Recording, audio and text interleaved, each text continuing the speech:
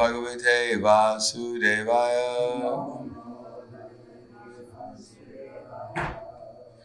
Srimad Bhagavatam, Canto 7, Chapter 2, text number 56. But we're not going to read the Sanskrit for 56, just 57. I'll just read the translation.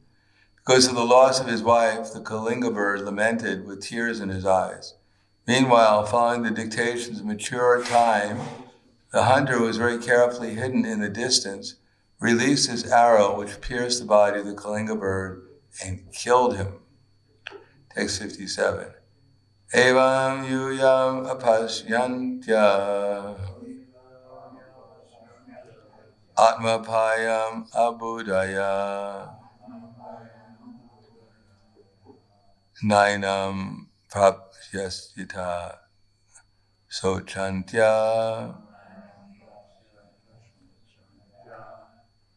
patim varsha shanarapi evam yuyam apasyanta dyantya atmapayam abudaya nainam prapsyata sochantya patim varsha shanarapi.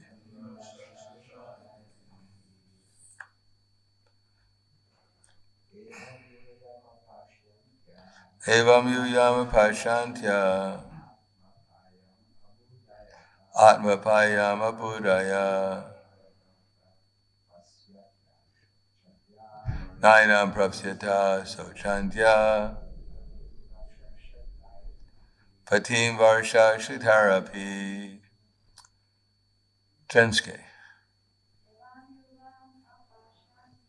Evam yuyam apashantya atmapayam abudaya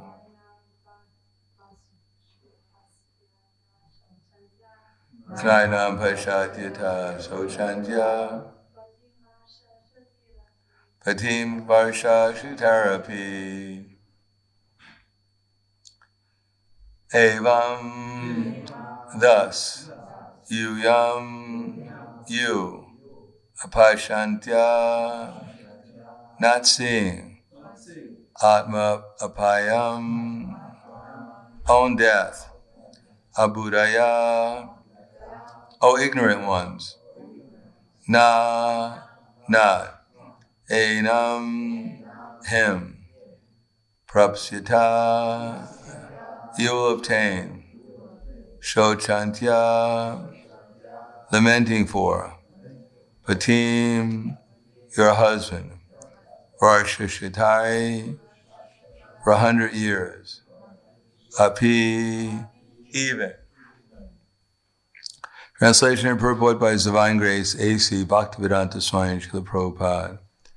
Thus Yamaraj, in the guise of a small boy, told the queens, you are all so foolish that you lament but do not see your own death.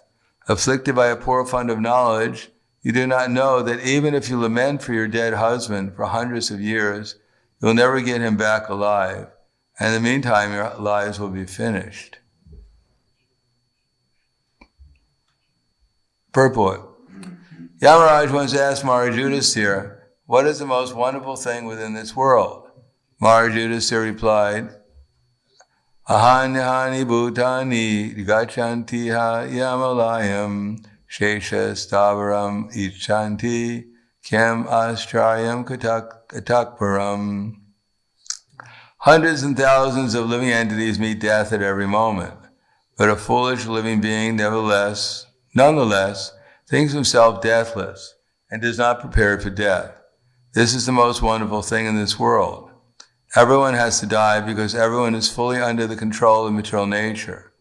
Yet everyone thinks that he is independent, that whoever he likes can do, whatever he likes he can do, that he will never meet death but live forever, and so on. So-called scientists are making various plans by which living entities in the future can live forever. But while they are thus pursuing such scientific knowledge, Yamaraj, in the due course of time, will take them away from their business of so-called research. Thus Yamaraj, in the guise of a small boy, told the queens, "You are also foolish that you lament but do not see your own death. Afflicted by a poor fund of knowledge, you do not know that even if you lament for your dead husband for hundreds of years, you'll never get him back alive. And in the meantime, your lives will be finished." Namo Vishnu Padaya Krishna Prastaya Bhutale Srimate Bhaktivedanta Swami Namane Namaste Saraswatunde Ve Gauravani Bacharane Nirvishesha Shinuvadi Paskatyade Satarane. There's a saying in Bengal, not exactly saying, but there's an analogy. In Bengal, in order to provide for heating and for fuel, they take cow dung and make it into patties.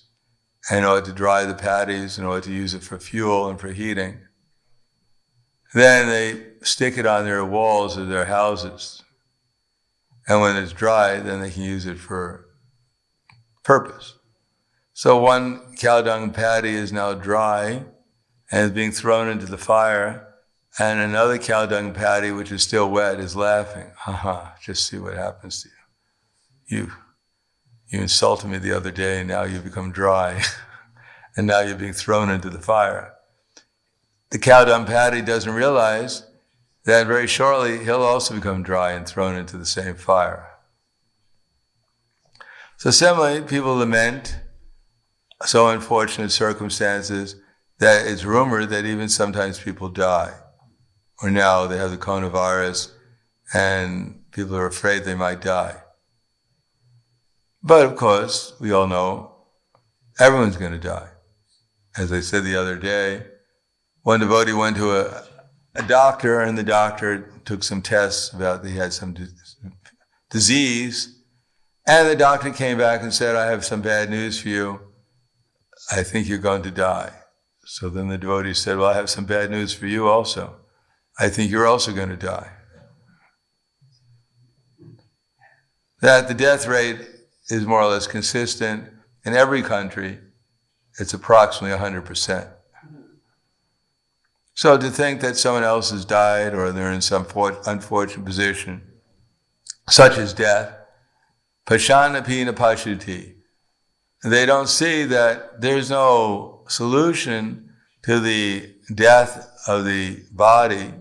The only solution is trying to change the consciousness of the soul, trying to purify his mind and senses and intelligence so his consciousness can awaken again, so he can avoid taking another body. Evam mana karma prasam prayukte avidya upadiyamane pritirna yavan maya vyasadeve namuchante deha yogena tadvat. Evam mana karma prasam prayukte. So as long as one is absorbed in the material conceptions of life, especially with these upadis, evamana karma prasamriyukde,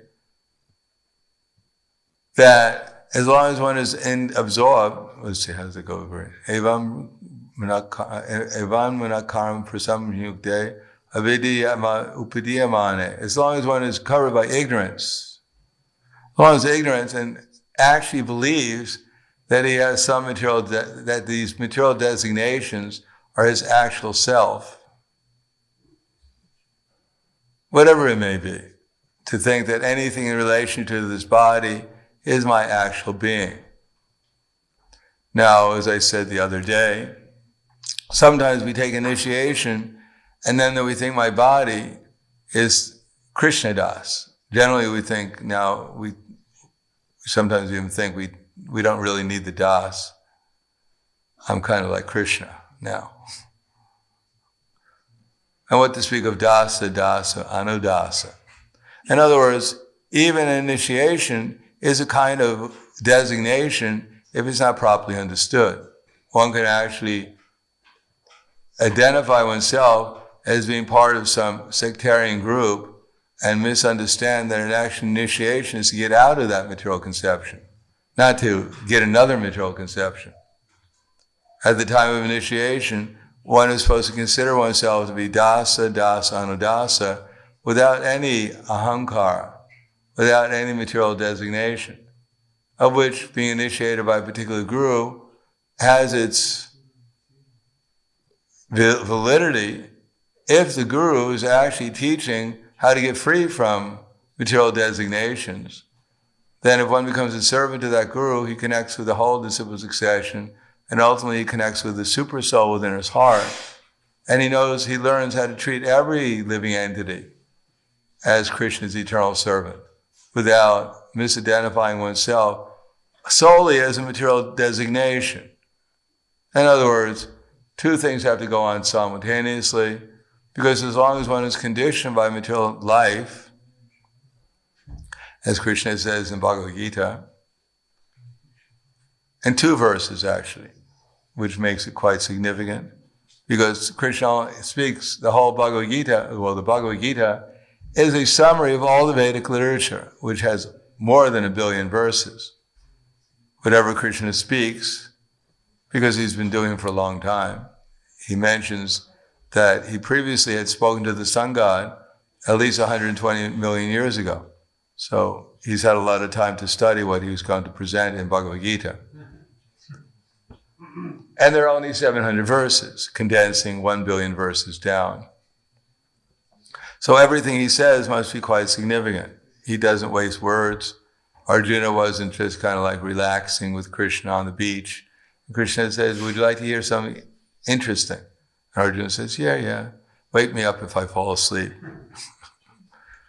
No, this was meant for Kali Yuga, specifically for our part of Kali Yuga, the 10,000 years, where people have some ability or opportunity to become Krishna conscious.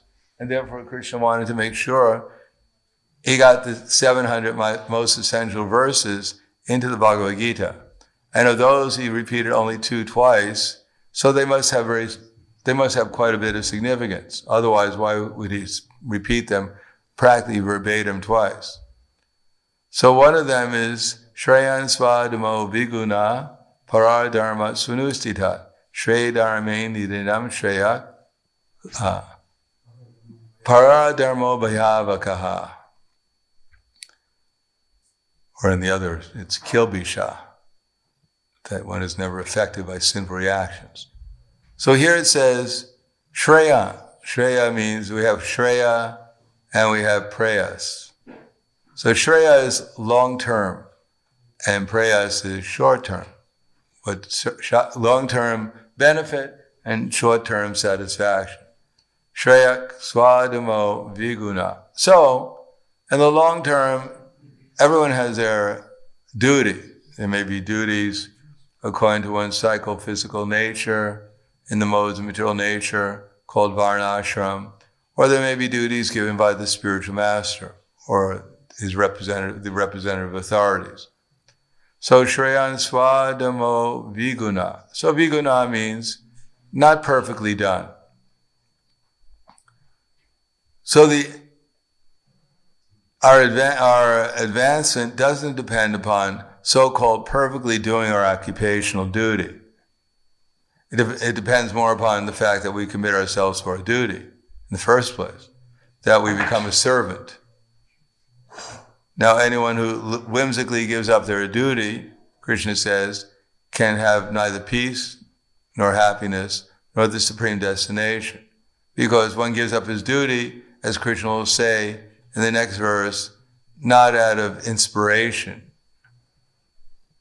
out of enlightenment. They give it up out of lust and anger and greed. Therefore, Shreya Swadamo Viguna Paradharma Swanustita. So, it's better to perform one's own duties, although they may be imperfectly performed, than to take up someone else's duty, although one may be able to do it better. First of all, you get sinful reactions for not doing your duty, and then you get more sinful reactions for denying someone else from doing their duty. So you lose both ways. Shreyan Swadamo Viguna Paradharma Swanust Shreya dharme nidanam shreya. It's better that you do your duty, although imperfectly, even if you get destroyed, because to follow someone else's duty is shreyan swadamo viguna paradharma sunustita. Shreya dharme nidanam shreyak. Paradharmo, because if you do someone else's duty, it's dangerous.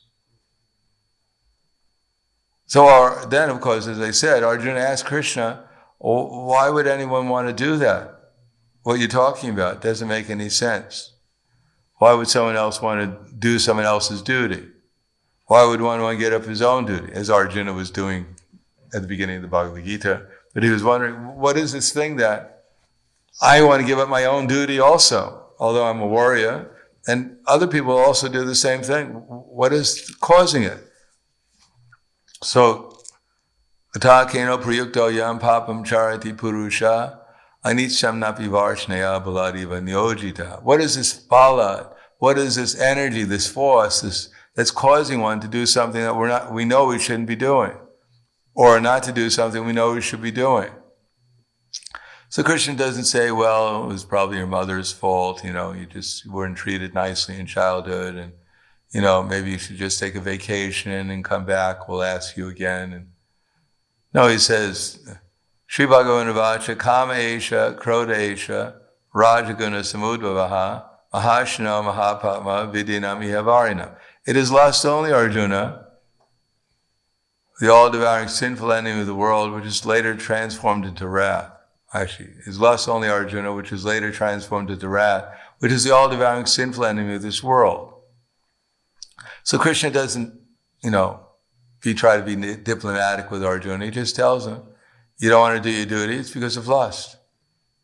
I'm asking you to I'm God, I'm Krishna. I'm asking you to do something, you don't want to do it. Scriptures tell you to do it, you're a Kshatriya, as I pointed out in the second chapter of Bhagavad Gita, if you were awake to hear it, etc., etc. And still wondering why you don't want to do your duty. Well, it's lust only, Arjuna, and maybe anger. In other words, from there you get deluded, and you forget even what your duty is, and you lose your intelligence, and you do what you're not supposed to be doing. These duties were given to you so you can avoid lust, anger, and greed. They're not given to you so you can perfect the material world. Even Brahma can't perfect the material world. The same problems of old age, disease, and death that everyone's trying to avoid, doesn't matter what you do. They're still going to be there. You become the most expert in anything in this material world, you're not going to solve any problem, any real problem. But you can solve your own problem if you do your duty, what you're supposed to be doing. Then at least you can solve your problem. Even if you can't, it's not possible to solve anyone else's problem.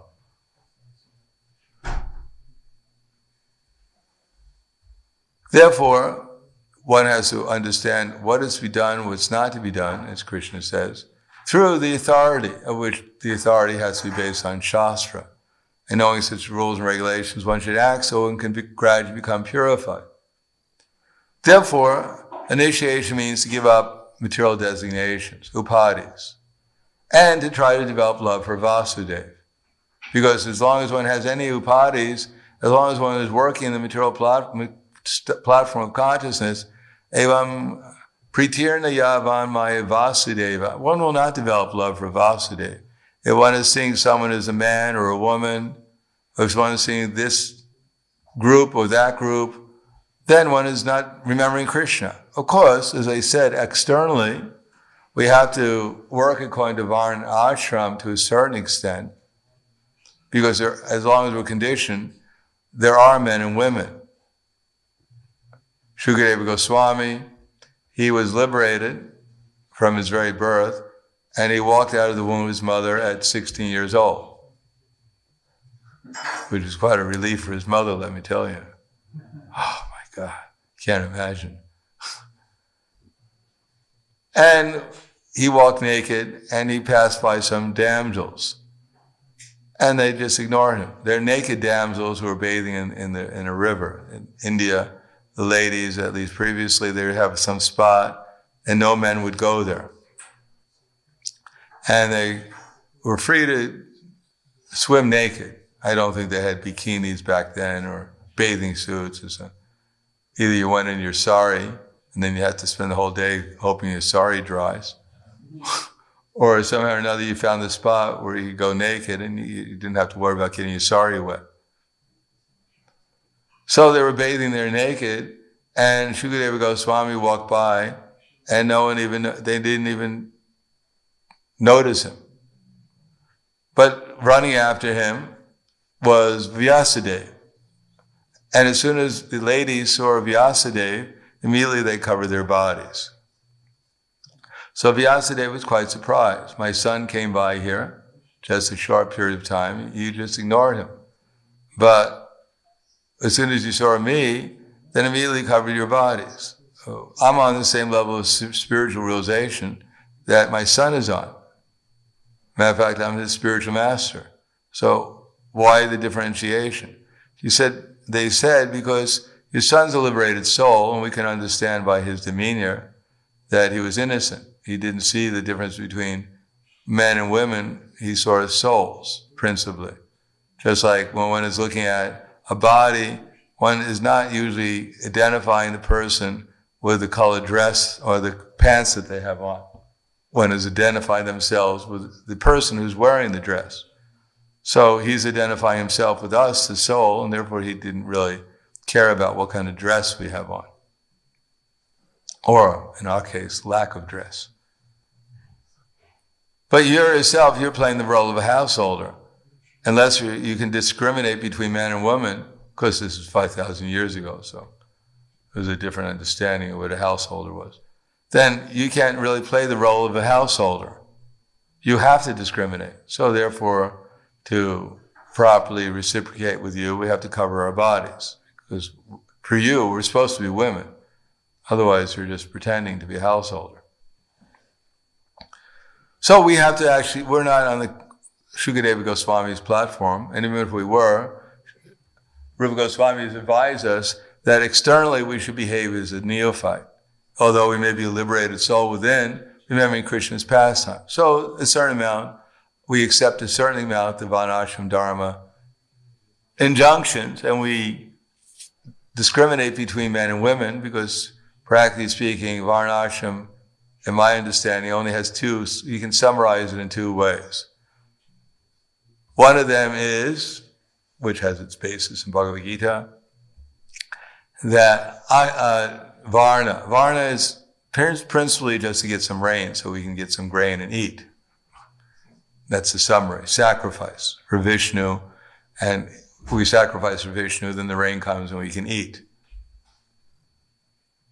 And the other thing is ashram. Avoid illicit sex. Avoid any kind of sex.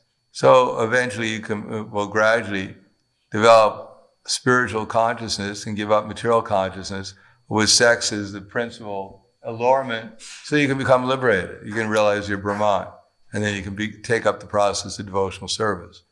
So one is freedom from sense gratification, ashram, and the other is occupation, so we can get some sense gratification and survive long enough to become self-realized.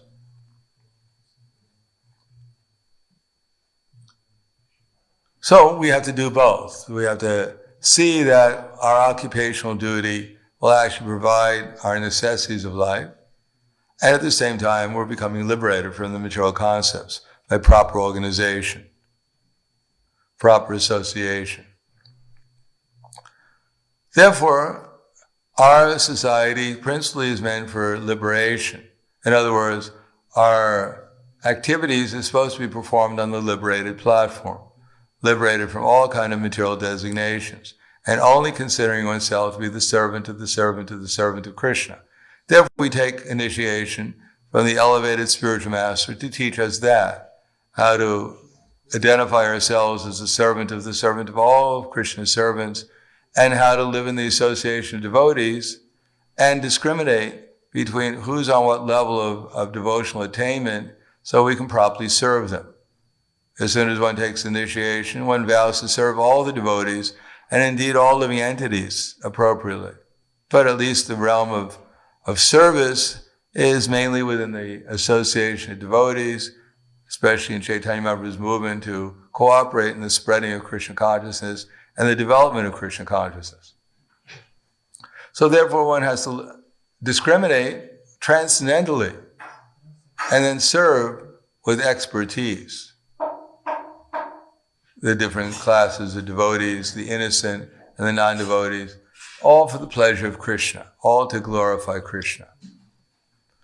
And if we don't do that, if we simply establish another material designation, then we remain on the prakrita bhaktas, materialistic devotees who are principally relying upon more and more the deities in the temple as our salvation or as our provider for our material necessities. And therefore, those who are most attracted to worship deities, for instance, and get some material remuneration, certain communities like the Indian community, they become our support, our principal focus of convincing them to become members or in some way of our society and give donations, etc., etc. And other people are not seen as so valuable because they're not so much attracted to the deity worship. In any case, our society has to have a balance of deity worship and also outreach, but that outreach can only be effective factually, even within the Indian community or any community, when we give up our material designations and feel ourselves to be part of a spiritual family, not a little spiritual family, because anyone who feels themselves to be part of a small group, then he has material designations, and those designations will keep one within the material conception of life. And anyone in the material concept of life will eventually be lured by lust and greed and anger and remain in a delusional state. So one has to work in order to get free from these designations and establish ISKCON as one big spiritual family with one spiritual mission, with a variety of ways of approaching that spiritual mission, to convince everyone that Krishna is the Supreme Personality of Godhead, and with our unique contributions we can serve Him, if organized appropriately, so that we have unity and diversity. Then people will become attracted to join our movement because from the material point of view, we don't have much to offer them right now. Maybe in the future we might, since the economic downturn.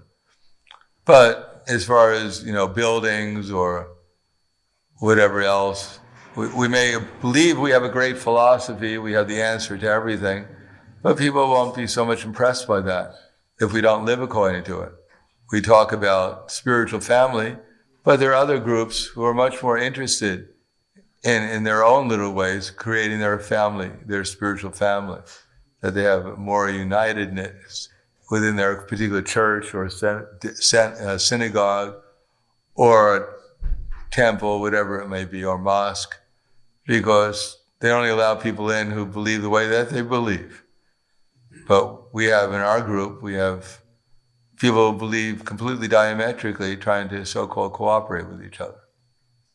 It makes it extremely difficult to actually get one. In other words, you go up to any member of our society, any temple, and you ask, what's the purpose of your temple? And you get, I have no idea what we're doing here, what our purpose is. Or you may get many different answers. As a matter of fact, you may get different answers from the same devotee on different days. So unless we all have the same purpose and we're all rowing the same way, then we may not get to our designation. If everyone is rowing the same way, then people won't be rocking the boat, trying to shake the boat so it sinks. So better to get everyone working the same direction, and then actually we'll know that we're trying to become liberated from all material designations and serve in one big spiritual family for the interests of Chaitanya Mahaprabhu, to convince people that Krishna is the Supreme Personality of Godhead, especially by a cultural revolution, attracting people by what people can appreciate, whether it be music or art or culture or drama, or by philosophy also. Whatever can attract people, we utilize, all with the idea of convincing people that Krishna is the Supreme Personality of Godhead, and that we should all unite as one spiritual family for that mission of convincing people that. Then there can actually be a change in the world. When people know that Krishna is the controller, when they know that Krishna is the enjoyer, and that when they know that Krishna is the friend, whoever you call Krishna, Jehovah, Allah, whatever, or not, but that God is the supreme enjoyer, God is the supreme controller, and God is the supreme friend, and He's all attractive. He's Bhagavan. So I'll stop there. Thank you. Any questions or comments? Yes. Hare Krishna. Thank you, Maharaj. It is one of the most frequently asked questions. What is my nature? How to determine one's nature? Because you mentioned Krishna says this verse 2 times. Yeah. Shriyan Swadharma Viguna. So brings up the question of finding out one's nature. So how does one go about finding out? Well, if you don't know what your nature is, either you're a Shudra or you're less than a Shudra. Pretty simple. Because Shudras are in ignorance. They don't know anything. So if you don't know your nature, you must be a Shudra. Or as Krishna says, Ukramantam siddhim vapi bunjana vagunam vita vimudo nanda pashanti jnana chakshusha. The foolish, they can't understand how the living entity quits his body or what kind of body he enjoys under the spell of nature, modes of nature. But those whose eyes are trained with knowledge can see all this clearly. So if you don't know, you must be foolish, and that's the definition of a Shudra. And as Bhaktivinoda Thakur said, we were born Shudras, and generally by modern education we became less than animals. So we're somewhere on that line between an animal and a Shudra. And when we understand what our nature is, we'll find out that, generally speaking, our nature is Krishna Das, and that our capacity to act according to the modes of nature is rather limited. In other words, we can't really declare ourselves clearly. We can only see its general tendency. Someone may like to preach, or study, but it doesn't mean that they're a Brahmin just because they like to study and preach. It means that they're somewhere on that continuum higher than simply lamenting or wanting freedom from distress or only looking for comfort through devotional service. They're somewhat inquisitive to find out something. But that doesn't mean that they've realized Brahman, that they're actually Brahmins. But because they have that tendency, therefore they can be engaged as a Brahmin. Not only to help others understand the philosophy, but to help themselves too. By writing and learning to present and seeing studying, they can help themselves. So similarly in every field, we don't have a clear designation. Anyone who comes to Krishna consciousness, they must be inquisitive. So they must be some Brahminical nature, but they may have another, they may be more overwhelmed by distress, or they may want comfort first before they can do their service. So we're a mixed group usually. But when we have a tendency to do something, we're inspired to do it, then it could be engaged in Chaitanya Mahaprabhu's movement. So it's not so important to give ourselves a designation because it wouldn't be very meaningful, it wouldn't be accurate. We're too mixed. One day we act like a Brahmin, the next day we're aspiring to become a Shudra or a Vaishya or whatever. But we have tendencies and therefore they can be utilized, whatever we're inspired for. Dovetail. And then gradually we'll become purified, and one day it'll become clearer what we're actually meant to do. Well, and we're meant to spread Krishna consciousness. Maybe in subsequent future generations, they'll become clearer. If people become purified, then they'll have children who have a clearer designation where they should work. But right now, it doesn't really matter so much. What matters is that we work for Krishna, to spread Krishna consciousness cooperatively.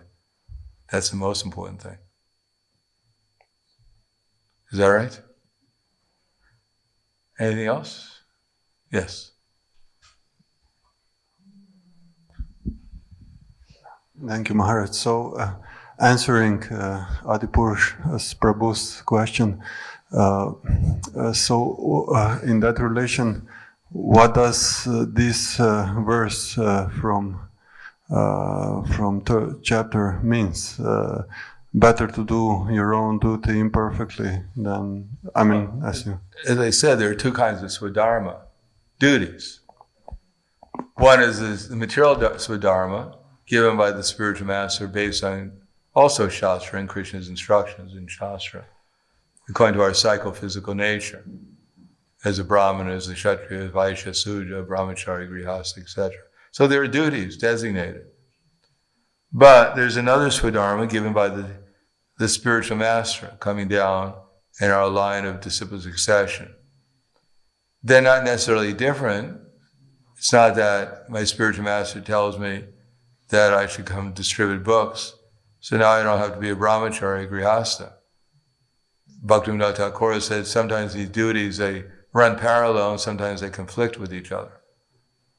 But in any case, if we can't follow strictly the varnashram, then we have what we have now. We have the duties coming in a disciple succession from our acharyas through their present representatives and based on Prabhupada's instructions. And then we have the duties of varnashram, which you accept accordingly in order to properly organize the Sankirtan movement so it's more effective. But we don't accept varnashram independently of, right now, especially for ourselves, of organizing the Sankirtan movement effectively. Because we're not on the level, we're not all paramahamsas that we can just automatically, the super soul is directing us. So therefore we have to take into account our conditioned nature also, even in the Sankirtan movement. Yes? You're many times mentioning Sankirtan, of course, as the basis and the only real purpose of existence of our institution. Yes. But today, apart from a few enthusiasts going out every year, in which direction? What should we do?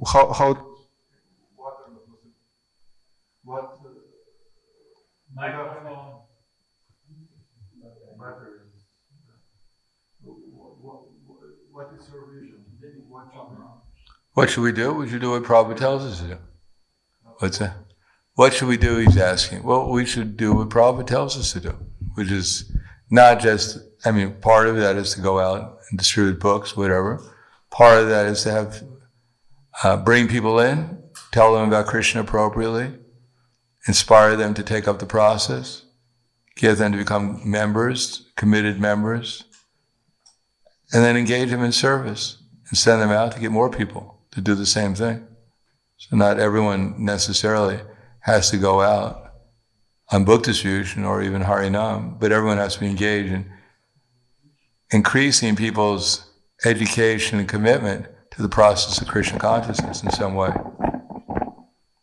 Prabhupada didn't ask everyone to go out. He wanted teachers in the Gurukul. He wanted people to work on the farm. He wanted actors and actresses to perform plays. He wanted a variety of things, all with the purpose of convincing people that Krishna is God. But of course, if you don't have people going out and just having programs, there's no one to come and convince. Then the deity worship is, when people go out and bring people here, then the deity worship becomes more important. Then the actors and actresses become more important. Then the farms everything becomes more exalted when there's a purpose. They all fit into the unity and diversity.